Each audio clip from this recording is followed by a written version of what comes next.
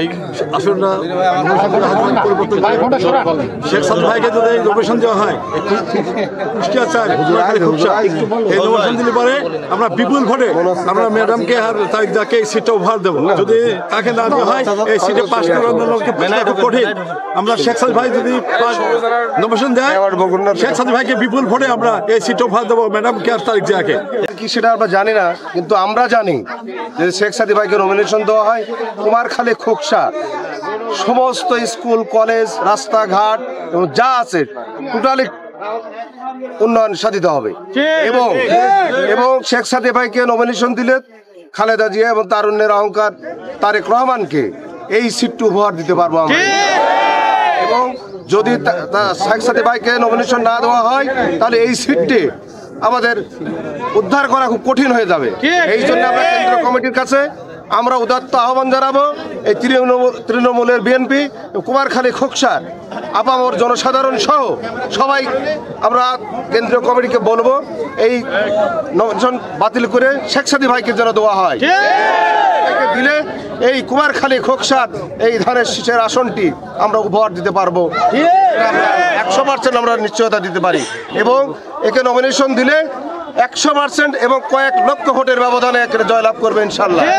কুমারখালী 4 আসনের আমাদের কুমারখালীর গণমানুষের নেতা খোকসা কুমারখালী যুব সমাজের আইকন কুষ্টিয়া জেলা বিএনপির সংগ্রামী যুগ্ম আহ্বায়ক জননেতা শেখ সাদি, যিনি তৃণমূলের আস্থার এবং আশা আকাঙ্ক্ষার প্রতীক হয়ে দাঁড়িয়েছে এবং যুব সমাজের আইকন হিসাবে তিনি দাঁড়িয়েছে।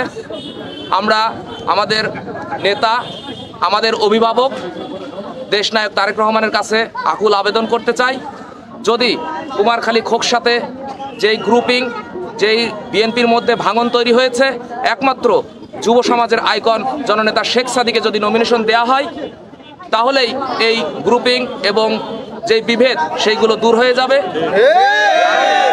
কুমারখালীর গণমানুষের নেতা জননেতা শেখ সাদি এই কুমারখালীতে আপামর সর্বসাধারণের একটা আস্থার জায়গা তৈরি করেছেন এবং তিনি এমপি না হয়েও এই কুমারখালী ইয়াং জেনারেশনের তারুণ্যের প্রথম ভোট ধানের শীষের পক্ষে হোক।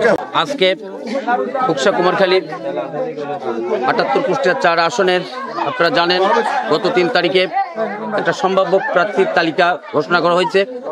আজ পর্যন্ত এই প্রার্থী এখনো এই খোকসা কুমারখালীতে যেই নির্বাচনের যে এমএস সেইটা এখনো তৈরি করতে পারেন নাই এবং তার সঙ্গে তৃণমূলের কোনো নেতা কর্মী নেই। আজকে এই আসনে যদি প্রার্থিতা পরিবর্তন না করা হয় এই আসনটি আমাদের দেশনেত্রী বেগম খালেদা জিয়া এবং তারুণ্যের অহংকার তারেক রহমানকে উপহার দেওয়া অত্যন্ত কঠিন হয়ে যাবে। এই কারণে আমরা আজকে এই মৌন মিছিল করছি। জননেতা জনাব শেখ সাদি ভাই উদীয়মান নেতা এবং একজন যোগ্য ব্যক্তি, তাকে যদি এই ইয়েতে খোকসা কুমারখালীতে যদি মনোনয়ন দেওয়া হয় তাহলে 100% আমরা বিশ্বাস করি